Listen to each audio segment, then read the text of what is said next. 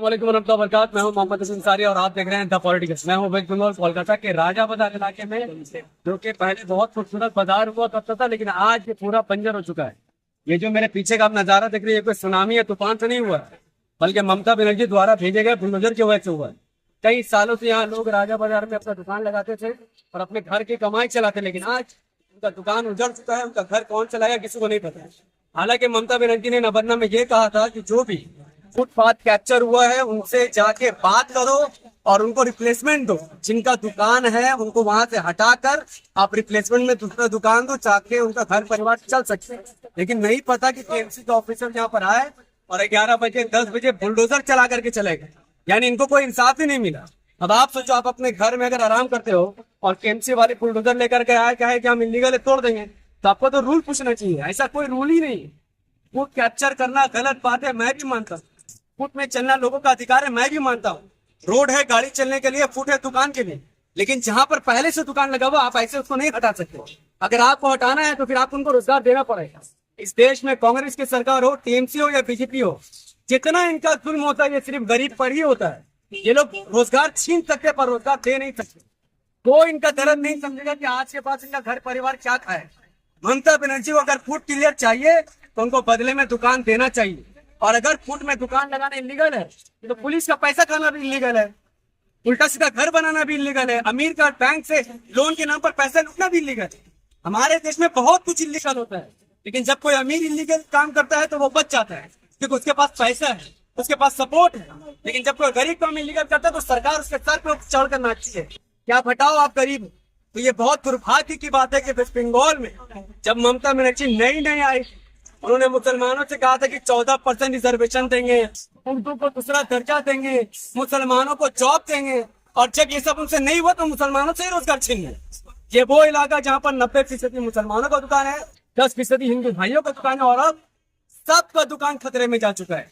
उन्होंने बुलडोजर लाया, तोड़कर चले गए। भारत के मुसलमान जो समझते हैं बुलडोजर सिर्फ बीजेपी चला सकती है, तो ये उनकी गलतफहमी है।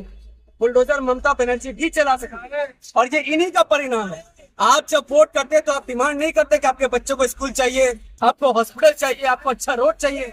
आप फिर वोट करते हैं कि बस हमें बीजेपी को हराना है, हमें उसको हराना है। आपने तो वोट किया ही नहीं।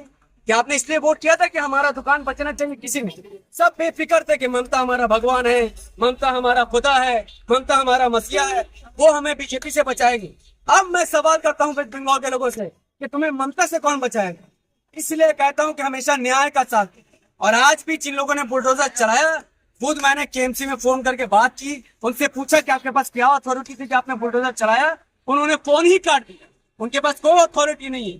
यानी ममता बनर्जी ने मीडिया के सामने कहा कि जोर जबरदस्ती दुकान खाली मत कर, लेकिन अंदर ही अंदर उन्होंने ऑर्डर दे दिया कि सब कुछ तोड़ दो, ये लोग डरे हुए लोग हैं, ये लोग कुछ करने वाले नहीं। लेकिन यकीन मानिए, जब अंधेरा आता है तब उजाला भी आता है। आज लोग कुछ नहीं कर रहे, कल को खून जलेगा, कल को ये लोग कहेंगे ये सब जो वोटर यही के वोटर है। कल को जब इलेक्शन होगा इनका नुकसान होगा ममता बनर्जी। तो मैं रिक्वेस्ट करता हूँ एमआईएम के यूथ प्रेसिडेंट होने के नाते, the house of human being के जनरल सेक्रेटरी के नाते, कि जिन लोगों का भी यहाँ से दुकान गया है, जिनका दुकान तोड़ा गया अन्याय करने के तरीके से, उनको आप कोई और जगह में दुकान दो, क्योंकि उनके घर परिवार का खर्चा आप नहीं चला रहे। और अगर आपको दुकान नहीं देना है तो जिन लोगों का दुकान था कम से कम उनको 6 से 10 हजार रुपये महीने दो, ताकि वो उनका घर चले। अगर आप रोजगार देने की ताकत नहीं रखते तो आपको रोजगार छीनने का भी कोई अधिकार नहीं है। मैं इस वीडियो को खत्म करता हूँ और आप सबसे ये रिक्वेस्ट करता हूँ कि वोट समझदारी से करो। किसी को भी आरे करें तो करे को वोट मत करो। आज यहाँ ना कोई एमपी खड़ा, ना काउंसिलर खड़ा, ना एमएलए खड़ा। ये लोग भी जानते हैं कि इन्होंने जिसको वोट दिया वो खुद इनकी बात नहीं सुने। तो आपका दिमाग में गोबर भरा होता वोट करने टाइम में। वोट ऐसे नेता को करो जो आपके साथ मुसीबत में आपके साथ खड़ा रहे। जो आपके साथ मुसीबत में खड़ा नहीं, वो आपका नेता नहीं है, वो अमीरों का नेता है। और यहाँ गरीबों पर जुल्म हो रहा है और इनके लिए कोई आवाज उठाने वाला नहीं है। हम लोग कोशिश कर रहे हैं, केएमसी से बात कर रहे हैं, और ये आवाज ममता बनर्जी के कानों तक पहुंचनी चाहिए। खूब इस वीडियो को शेयर कीजिए, लाइक कीजिए, कमेंट कीजिए, क्योंकि अगर ममता बनर्जी इनको कोई मुआवजा नहीं देती तो हम लोग आंदोलन भी करेंगे, चाहे जिस स्तर पर जाना होगा जाएंगे, लेकिन इनको इनका इंसाफ जरूर दिलाएं, क्योंकि ये लड़ाई सिर्फ पॉलिटिक्स की नहीं है। मैं खुद एक मुसलमान हूँ और मेरा काम है जुल्म के खिलाफ आवाज उठाना। अल्लाह की रजा सबसे बड़ा मकसद है, कोई साथ दे या ना दे। मैं अगर अकेला हूँ तो अकेला सही, लेकिन इनको इंसाफ दिलाने की पूरी कोशिश जरूर करूंगा। बहुत बहुत शुक्रिया। वाखिर दवाना अनिल हम्दुलिल्लाहि रब्बिल आलमीन। अस्सलाम वालेकुम व रहमतुल्लाहि व बरकातहू।